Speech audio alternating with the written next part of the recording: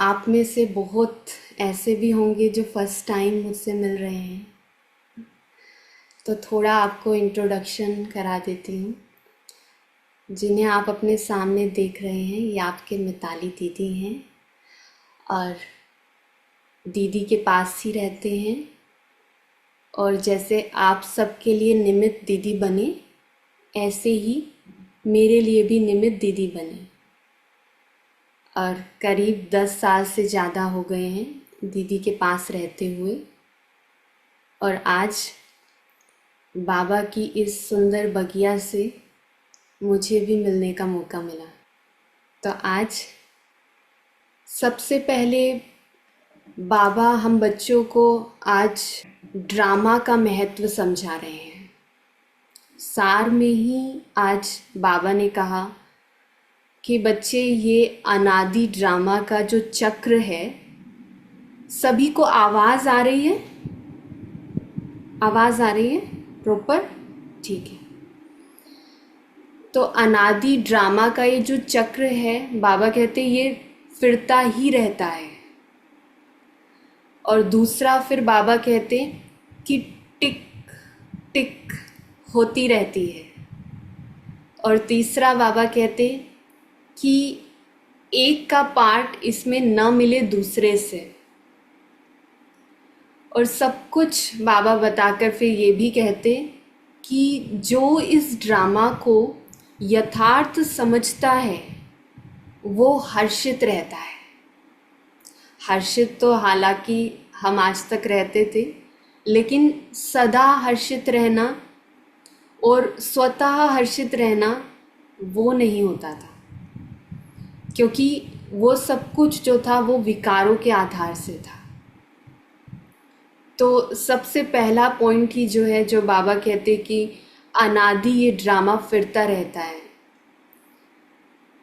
कहते हैं कि ब्रह्मा बाबा जब साकार में थे तो कितनी भी बड़ी परिस्थिति, किसी ने शरीर छोड़ दिया, मानो ऐसा कोई और भी नहीं, बाबा का कोई नज़दीक लौकिक संबंधी ही क्यों ना हो, उसने भी शरीर छोड़ा। या फिर कोई सेंटर पर कोई बड़ा हंगामा, क्योंकि पहले तो बहुत एंटी होते थे, तो बहुत लड़ाई झगड़ा, पुलिस, बहुत चीज़ें होती थी। तो जो भी समाचार बाबा को जब भी कोई देता था तो कहते हैं बाबा हमेशा एक लाइन बोलते थे कि बच्चे नथिंग न्यू, या फिर बाबा कहते बच्चे ड्रामा। तो बाबा ये जो हमें कहते हैं कि ड्रामा अनादि चलता रहता है, कई बार हम ड्रामा कहते हैं लेकिन ये ड्रामा अनादि चलता रहता है ये नहीं समझ पाते। और उसमें भी दुनिया में कई लोग कहते हैं कि होनी तो होकर रहती है, होनी में तो यही लिखा था तो हुआ।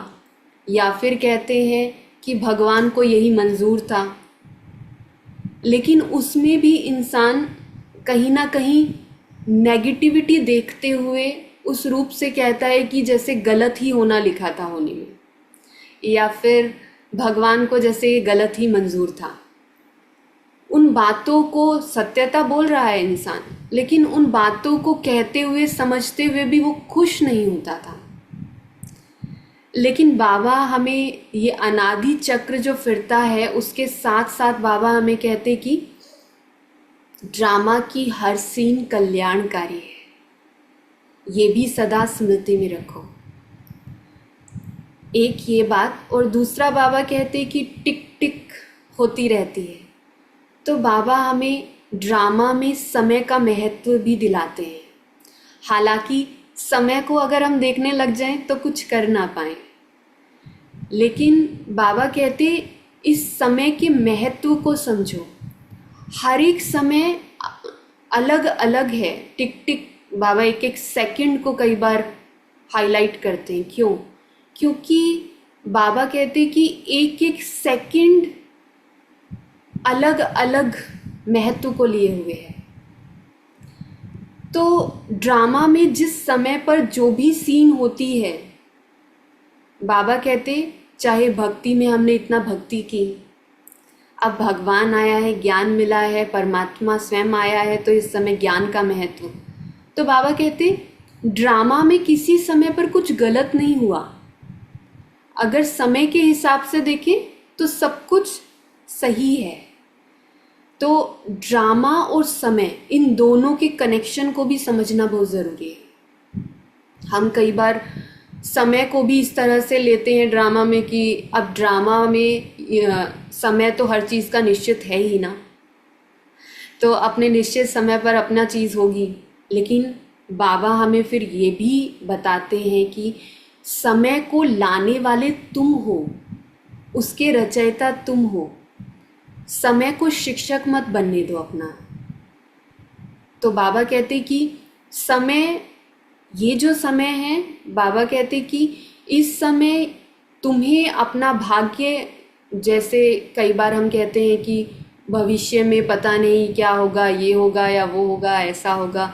बाबा कहते क्या निश्चित होगा, लेकिन बाबा कहते ड्रामा में समय को लेकर पूरी डेफिनेशन जो है वो ये है कि समय हमारे पुरुषार्थ से वैसा बनता है, पुरुषार्थ से हमारा भविष्य वो फिक्स होता जाता है। इसीलिए बाबा कहते तुम अपने पुरुषार्थ से जैसा समय लाना चाहो ला सकते हो। और फिर बाबा कहते कि एक का पार्ट न मिले दूसरे से। तो हर एक का पार्ट अपने आप में विशेष है। इस चीज़ को भी बड़ी गहराई से समझना चाहिए। हम तुरंत कुछ भी देखते हैं अपने जीवन में, किसी को सब वैरायटी है, सबका अलग अलग रोल है, लेकिन हमारे अंदर आता है हमेशा कि ऐसा नहीं होना चाहिए था, इसको ये नहीं करना चाहिए था, ऐसा नहीं बोलना चाहिए था। किस कारण से? क्योंकि हम देहभानवश, जैसे हम स्वयं हैं, हमारे खुद से जो मैच करता है, हमारे संस्कारों से जो मैच करता है, वो हमें एक्यूरेट लगता है। जैसे किचन की ही बात ले लो, अगर किचन में किसी को साथ साथ काम करना और साथ साथ सफाई करना वो सही लगता है, लेकिन एक व्यक्ति ये सोचता है सारा काम इकट्ठा निपटा के बाद में ही सफाई करो इकट्ठे। तो बाबा कहते कि हर कोई अपनी जगह पर ठीक है, हर किसी का रोल अपना अपना है। तो इसीलिए जब दूसरे का रोल चल रहा है, बाबा कहते तब ड्रामा को देखते हुए सराहो अंदर, उसको लेके क्वेश्चंस पुट अप मत करो, क्यों, क्या, कैसे। और अगर वास्तव में तुम इस ड्रामा को चेंज करना चाहते हो, जो चल रहा है ऐसा नहीं होना चाहिए, वो जो आता भी है, तो उसका तरीका ये सोचना नहीं है। बाबा कहते उसका तरीका है तुम अपने कर्मों को ऐसा श्रेष्ठ बनाओ, जब तुम्हारा रोल है अपने रोल को इतना बखूबी निभाओ कि वो सामने वाली आत्मा फिर स्वतः परिवर्तन होगी। तो इसीलिए बाबा कहते दूसरे के रोल को देखकर उसमें क्यों क्या नहीं, वरना अपने रोल की जब बारी आएगी तो हम उस क्यों क्या में रह जाएंगे और अपना रोल प्ले ही नहीं करेंगे। तो इसीलिए आज बाबा कहते कि इस ड्रामा को यथार्थ समझकर जब चलेंगे तब हर्षित रह सकेंगे। तो है तो बड़ा वास्ट टॉपिक, आप भी खुद से इस पर चिंतन कीजिएगा। और फिर बाबा आज हम बच्चों को कहते कि सतयुग का बाबा ने आज वर्णन किया कि सतयुग में तो बाबा कहते गायें भी बीमार नहीं पड़ती, गायें भी फर्स्ट क्लास होती हैं सतयुग में तो। और यहाँ बाबा कहते हैं यहाँ तो मनुष्य ही बीमार हो जाते हैं, वहाँ तो जानवर भी बीमार नहीं होते और यहाँ मनुष्य ही बीमार हो जाते हैं। और हम तो अगर आज हम देखें कितना एडवांस टेक्नोलॉजी है, कितना इंसान दिमाग लगाता है, कितना इंसान हर चीज़ को लेकर आज अवेयर है, बीमारी की, हर चीज़ को लेकर सब चीज़ों को, और कितना अटेंशन रखता है। लेकिन बाबा कहते कि आज हम बीमार हो जाते हैं और सतयुग में बीमार नहीं होते। इतनी केयर आज हम करते हैं अपने शरीर की जितनी शायद हम पहले नहीं करते थे।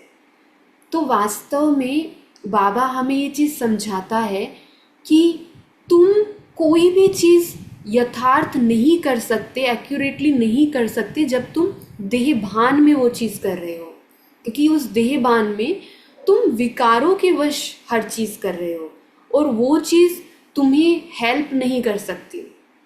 तो अगर शरीर की वास्तविक केयर करनी है तो जैसे बाबा कहते हैं ना, बैलेंस, दुनिया में कहते हैं लव और लो का बैलेंस होना चाहिए। दुनिया में नहीं, बाबा कहते हैं सर कि लव और लो का बैलेंस होना चाहिए। और भी कई बाबा स्नेह शक्ति का, बालक मालिकपन का, बहुत सारे बैलेंस हमें बताते हैं।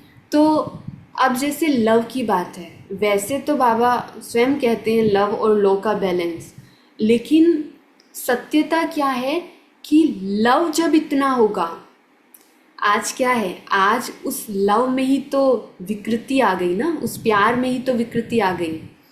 लेकिन वो प्यार जो परमात्मा हमें सत्यता के साथ रियल प्यार हमें समझाता है, रूहानी प्यार हमें समझाता है, वो जब उस यथार्थ सत्यता से हम हर किसी, चाहे वो आत्मा है, चाहे वो शरीर है, चाहे कोई भी चीज़ है, तो वो प्यार हमारा होगा, तो बाबा कहते कि अपने आप ही लो बनेगा। क्योंकि अगर हम गहराई से भी सोचें, किसी भी चीज़ के लिए, कोई भी अगर हम दुनिया में भी जो कानून बनते हैं, हम कोई सिचुएशन देखें, उस सिचुएशन में वैरायटी हो सकती है। जैसे अभी थोड़े टाइम पहले कहते हैं कि किसी ने बताया कि व्हाट्सएप पर आजकल एक ऐसा सिस्टम शुरू हुआ है कि कोई अगर एब्यूसिव लैंग्वेज यूज़ करता है, कुछ ऐसी अपशब्द यूज़ करता है किसी के प्रति, तो उसको व्हाट्सएप ब्लॉक कर देता है। तो वो व्यक्ति यही बता रहा था, अब अगर आपस में दोस्त हैं लेकिन तो मजाक में ही ऐसे ही कुछ बोल रहे हैं, वो तो उसको भी ब्लॉक कर देंगे। तो कानून हर सिचुएशन में सेम चीज़ अप्लाई नहीं हो सकती।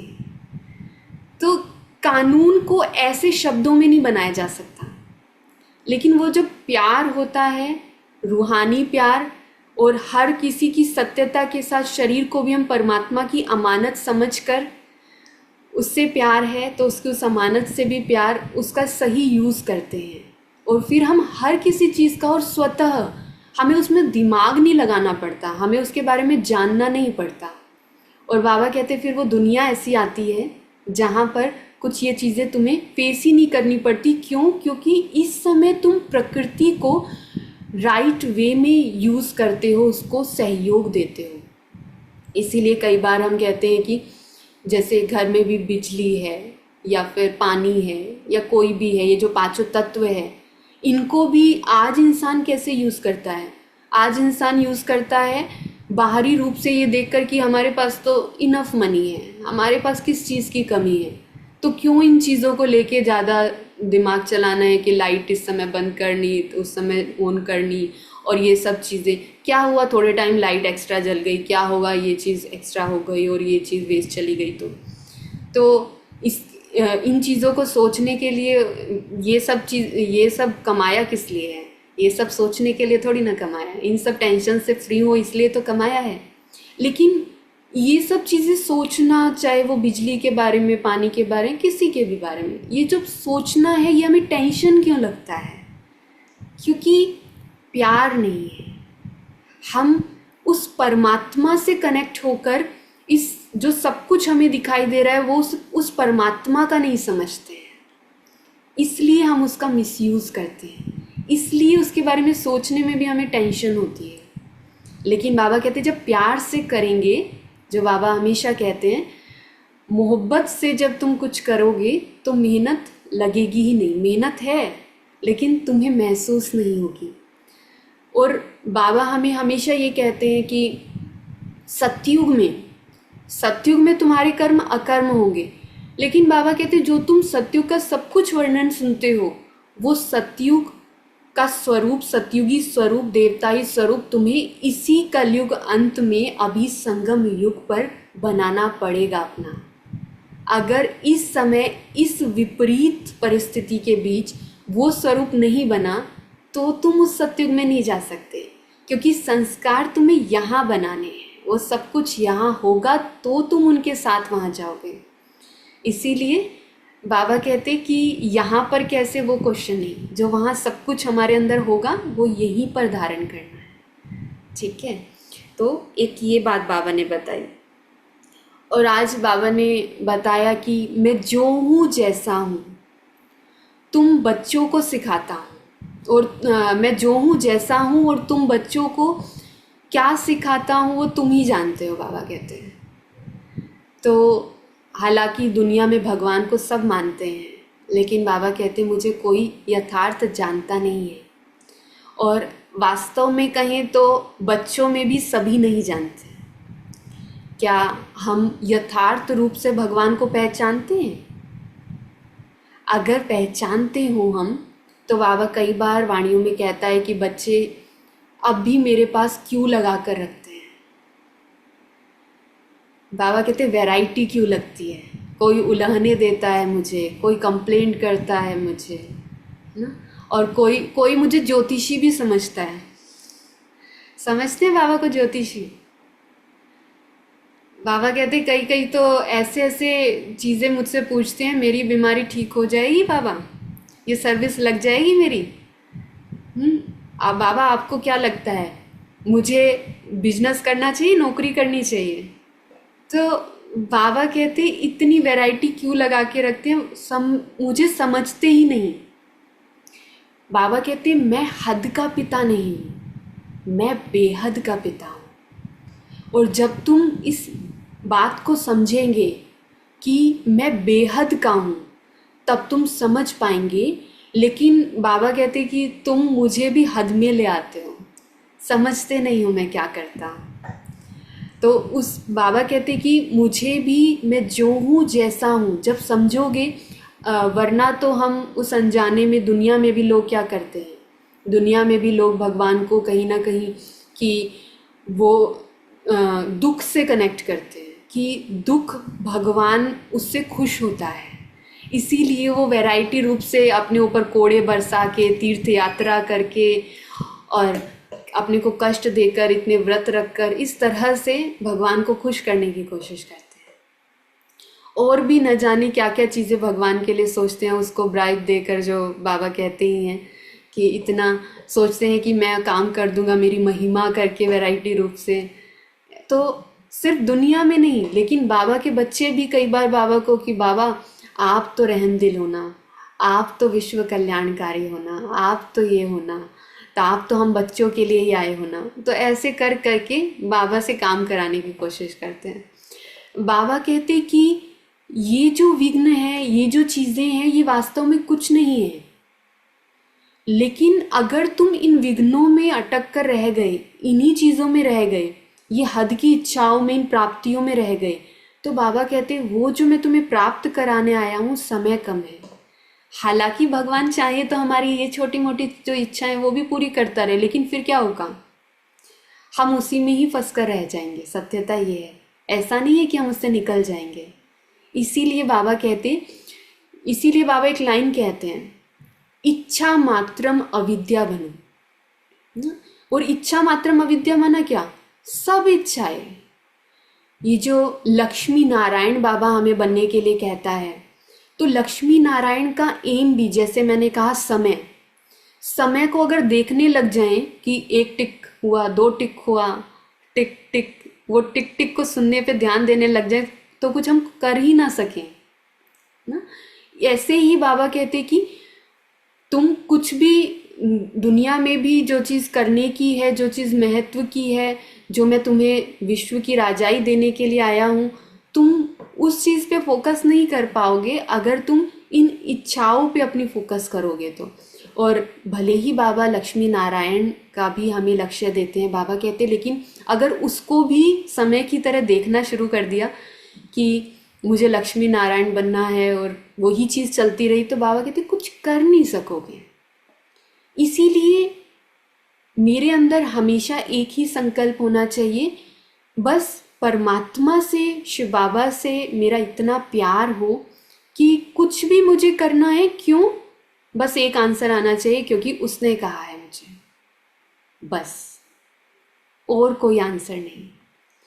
भले ही बाबा ने ये लक्ष्य दिया, लेकिन ये लक्ष्य भी मेरा लक्ष्य इसलिए बना क्योंकि बाबा ने मुझे कहा। अगर लक्ष्मी नारायण के बजाय बाबा मुझे कहते नौकर चाकर बनना है, तो वो भी मेरा लक्ष्य होता। मेरा लक्ष्य ऐसा नहीं कि ये लक्ष्य मुझे भी, क्योंकि मेरे अंदर भी वो इच्छा है बनने की और वो सब कुछ अब मैं इस वजह से सब कुछ कर रहा हूँ, नहीं। तो लक्ष्मी नारायण भी वही बन सकता है जो उस इंटेंशन को लेकर ना चले अंदर, उस स्वार्थ को उससे भी ऊपर उठकर चले। इसीलिए जो बाबा सब्जेक्ट भी देता है, ज्ञान, योग, धारणा, सेवा, हमारी ये 4 सब्जेक्ट हैं। ईश्वरीय ज्ञान, सहज राजयोग, दिव्य गुणों की धारणा और ईश्वरीय सेवा। ये भी सोचने से नहीं होती है, लेकिन अगर बाबा से इतना प्यार है तो अपने आप ही आपकी दिल होगी कि बाबा ने क्या क्या कहा, कब कब कहा।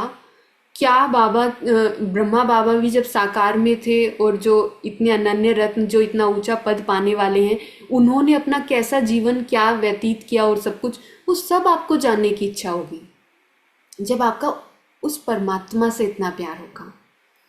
तो ज्ञान अपने आप ही रुचि आएगी। और योग, योग प्यार है तो योग तो होगा ही फिर। और धारणा भी स्वतः होगी, क्योंकि बाबा मुझे कह रहा है रोज़ तुम्हें ये बनना है और सब कुछ, तो वो हम अपने जीवन में वैसा बनते भी चले जाएंगे। और सेवा, क्योंकि हमारे कर्मों में वो शालीनता, हमारे वो कर्मों में वो धैर्यता, हमारे कर्मों में वो स्नेह रूप, वो शक्ति रूप, वो सब चीज़ें होंगी, तो ऑटोमेटिकली सेवा होगी। हमारे उस परिवर्तन से बाबा कहते वो स्वतः होगा। फिर तो किसी को सुनाएंगे भी, ज्ञान भी सुनाएंगे, तो क्योंकि इतना प्यार है तो भगवान की ही बातें करने का मन करेगा। वही चीज़ें, कोई दूसरा भी संपर्क में आएगा तो वही चीज़ें शेयर करेंगे उसके साथ। वो अपने इंटरेस्ट की चीज़ें शेयर करेगा, लेकिन हम अपने इंटरेस्ट की चीज़ें शेयर करेंगे, तो वो ऑटोमेटिकली सेवा होगी। कोई उस इंटेंशन से नहीं कि उसकी सेवा करने के लिए मुझे ये चीज़ें अभी उसको सुनानी है, लेकिन अपने आप ही दिल से वो सब कुछ आएगा। और बुद्धि क्योंकि बाबा से कनेक्टेड है, तो राइट चीज़ ही बुद्धि से मुख से निकलेगी, ये है। और फिर बाबा आज हम बच्चों को कहते कि तुम ही जानते हो कि तुम कोई साकार से नहीं पढ़ते हो। किससे पढ़ते हैं हम? बाबा कहते कि तुम मुझ निराकार से पढ़ते हो। लेकिन दुनिया वालों को बताते हैं तो दुनिया वाले क्या कहते हैं? बाबा कहते हैं कि निराकार कैसे पढ़ा सकते हैं। बाबा कहते उन्हें समझाओ कि हम आत्मा भी तो निराकार हैं, हम भी तो उसी के समान हैं, उसी की संतान है। तो हमें सब कुछ करने के लिए इस धरा पर, इस सृष्टि पर शरीर की आवश्यकता पड़ती है। तो ज़रूर है वो पिता, वो ज्ञानेश्वर कहलाता है, ज्ञान देने वाला ईश्वर। तो ज़रूर है कि वो इस सृष्टि पर आकर जब ज्ञान देगा तो कोई मनुष्य रथ लेगा। लेकिन फिर उसमें भी बाबा ने इस चीज़ को हाईलाइट किया, क्योंकि दुनिया में फिर ऐसे तो मनुष्य तन में भगवान के रूप में हर कोई अपने को कहलाता है, तो इतने सब भगवान बन के बैठे हैं। तो उसके लिए भी बाबा ने कहा वो लोग तो भक्ति में शास्त्रों की बातें सुनाते हैं, जो भक्ति के शास्त्र हैं उन्हीं की बातें उठाकर सुनाते हैं, लेकिन परमात्मा मना ज्ञान का सागर, उसे ही गॉड फादर कहेंगे। और वो बाबा कहते वो जो बात सुनाता है वो हम जानते हैं कि वो नई बातें हैं, और इंसान उस चीज़ को समझ नहीं पाता हालांकि, और वो जब नई बातें सुनता है तो उसे लगता है कि ये तो उन सब चीज़ों से मैच नहीं करती, तो ये सत्य नहीं है जैसे। लेकिन बाबा कहते कि वास्तव में मुझे कुछ उठाने की दरकार नहीं है, मैं आकर जो तुम्हें सुनाता हूँ वो, क्योंकि मैं ज्ञान का सागर हूँ, तो मैं तुम्हें ऐसे ही सुनाता हूँ, और वो सब कुछ नया है, इसलिए तुम्हें सब कुछ नया लगता है, ये चीज़। तो ये बात बाबा कहते औरों को समझाओ, ताकि उनको भी ये क्लियर हो कि ज्ञान का सागर है परमात्मा, तो उसको भक्ति में के शास्त्रों की बातें सुनाने की जो मनुष्य ने बनाई वो दरकार नहीं है। और फिर बाबा आज कहते कि तुम बच्चे जानते हो मुझे, निश्चय भी है, ऐसे नहीं सबको पक्का निश्चय है। ये भी नहीं है कि सबको पक्का निश्चय है, कोई ना कोई समय माया भुला देती है, होता है, होता है ना। तो और एक बार नहीं होता, बाबा तो कोई ना कोई समय कहते हैं, लेकिन हमारा तो मोस्ट ऑफ टाइम जाता होगा इस चीज़ में। तो माया भी ना कैसे भुलाती है वो समझना है। माया कोई दुश्मन नहीं है एक्चुअल में, वैसे दुश्मन है। क्यों? बाबा भी कहता है कि दुश्मन, तुम्हारी दुश्मन माया ही है। क्यों? क्योंकि हम देह भान में रहते हैं, इसलिए वो हमारी दुश्मन है। वरना बाबा अपने लिए कई बार क्या कहते हैं कि ये माया तो मुझे हेल्प करती है। तो बाबा की तो माया सहयोगी है। तो वास्तव में बाबा कहते कि माया उसी को परेशान कर पाती है और उसी को करती है जो कहीं ना कहीं बाबा के कहे पर नहीं चलते और उसमें अलबेले रहते हैं। उसके अपने आलस में परमात्मा के कहे पर चलते नहीं हैं, उनको माया भी तंग करती है। और माया भुला भी तब पाती है, क्योंकि माया का तरीका क्या है? माया का तरीका है वो कहीं ना कहीं जब हम देह भान में होते हैं तो वो हमारे अंदर डर क्रिएट करेगी, कुछ ना कुछ प्राप्ति से वंचित हो जाने का हमें लगेगा। हमें जो इम्पोर्टेंट वास्तव में चीज़ उतनी नहीं है वो हमें इम्पोर्टेंट नज़र आएगी। तो माया हमें उस समय पर कहेगी, अरे तुम वहाँ पर तुम ये चीज़ करोगे, रोज़ सुबह अमृत वेला उठोगे, तुम रोज़ ऐसे ज्ञान सुनोगे, ये सब चीज़ें करोगे, तो तुम फिर ये चीज़ मिस कर जाओगे। तुमने जो अपनी ज़िंदगी में इतना तुम पढ़े, इतना ये जो सब कुछ किया, इतना अपना समय इस चीज़ में लगाया, वो सब कुछ तुम्हारा वेस्ट चला जाएगा। तुम जो प्राप्ति कर सकते हो वो नहीं कर पाओगे। फिर माया और अलग रूप से कि जो तुम कमाते हो वो भी तो तुम भगवान के ही काम में लगाओगे ना। तो क्या है, नहीं सुना तो कर तो तुम भगवान के कार्य में मदद रहे हो ना। तो बिना सुने भी अगर मैं आत्मा कुछ ज़्यादा कमा के भगवान के कार्य में मदद कर पा रही हूँ तो अच्छा है। तो बाबा कहते ऐसे माया भुलाती है और ब्लैकमेल करती है ना, ब्लैकमेल करती है वो कि ये चीज़ अगर तुमने नहीं की तो ये छूट जाएगी तुमसे, है ना, हमेशा के लिए ये चीज़ गई फिर समझो। तो इस तरह से, हालांकि हमें भी पता है कि श्रेष्ठ कर्म से, इसीलिए बाबा हमें एक चीज़ हमेशा पक्की कराते हैं कि बच्चे, श्रेष्ठ कर्म से कभी अकल्याण होगा हो ही नहीं सकता। तो इस चीज़ को अपने अंदर में हमेशा पक्का करो कि भगवान की श्रीमत पर चलने से, श्रेष्ठ कर्म करने से मेरा कोई अकल्याण कभी नहीं हो सकता। ये सिर्फ मेरा भ्रम है, अगर ये माया का जाल है जो मुझे ऐसा लगता है, प्रतीत होता है। लेकिन वो कौन कर पाएगा? जो आत्मिक स्थिति में रहेगा। वही आत्मा परमात्मा पे इतना निश्चय बुद्धि होगी, और वही आत्मा जो कहीं ना कहीं अपने जीवन में श्रेष्ठ कर्मों को महत्व देगी, श्रेष्ठ कर्म करेगी सदा। उसी को अपने अंदर भगवान के साथ को भी लेके वो कॉन्फिडेंस आएगा, और मेरा कभी अहित नहीं हो सकता। वो स्वतः ही अंदर, चाहे पूरी दुनिया उसे कहे कि ये तो गलत हो जाएगा, परिस्थिति वैसी बन भी रही हो, हमें सामने पूरी सिचुएशन खराब होती भी नज़र आ रही हो, लेकिन हमारा कॉन्फिडेंस 100 से 1.00 भी कुछ कम नहीं होगा। तो इसीलिए बाबा हमें इस चीज़ को बताते कि बच्चे, तुम्हें अपने श्रेष्ठ कर्मों पर हमेशा, परमात्मा श्रीमत पर हमेशा अटेंशन देना है, तब तुम माया से भी बचे रहेंगे। माया तुम्हें भुला नहीं सकेगी। और फिर बाबा कहते कि बाबा ने आज ये भी चीज़ हमें बताई कि सब नारायण नहीं बनेंगे, मैं सब नारायण बनेंगे, मैं ऐसा नहीं कहता, है ना। बाबा कहते मैं ये भी नहीं कहता कि सब नारायण बनेंगे, सत्यता तो बाबा बताते हैं ना। बाबा कहते लेकिन जो अच्छा पुरुषार्थ करेंगे वो जरूर उच्च पद पाएंगे। और अच्छे पुरुषार्थी की निशानी क्या होगी? वो दूसरों को भी अच्छा पुरुषार्थ कराएंगे। और जैसे मैंने कहा, अगर वो कराने का भान आ गया, लेकिन अंदर अगर वो सर्विस करने का भान आ गया कि मुझे करना है, तो वो ही अपने आप में अभिमान है। तभी बाबा ने एक वाणी में, एक बार आपने ध्यान दिया होगा, कहा था कि सेवा से कई बार अभिमान बढ़ता है और सेवा ही अभिमान को कम भी करती है। तो उसका कारण यही है, जब हम अपने उसमें कि हम सेवा कर रहे हैं तो वो माया उस रूप में, अभिमान के रूप में उस समय आती है। लेकिन वो सेवा का स्वतः होना और परमात्मा की हम याद में हैं, तो ऐसा नहीं है कि सेवा के वक्त कोई सामने वाला हमें सहर्ष स्वीकार कर लेता है, या संगठन में वैसे भी कोई सेवा करो, परमात्मा का कोई बड़ा प्रोग्राम हो रहा है, कुछ हो रहा है, तो हर चीज़ हमारे अकॉर्डिंग या हमसे कुछ गलती ना हो, ऐसा नहीं होता। कुछ ना कुछ कई बार जो बड़े हो, जो जिनको अपॉइंट किया हो, वो हमें कुछ समझानी भी दे सकते हैं, कुछ शिक्षा भी दे सकते हैं।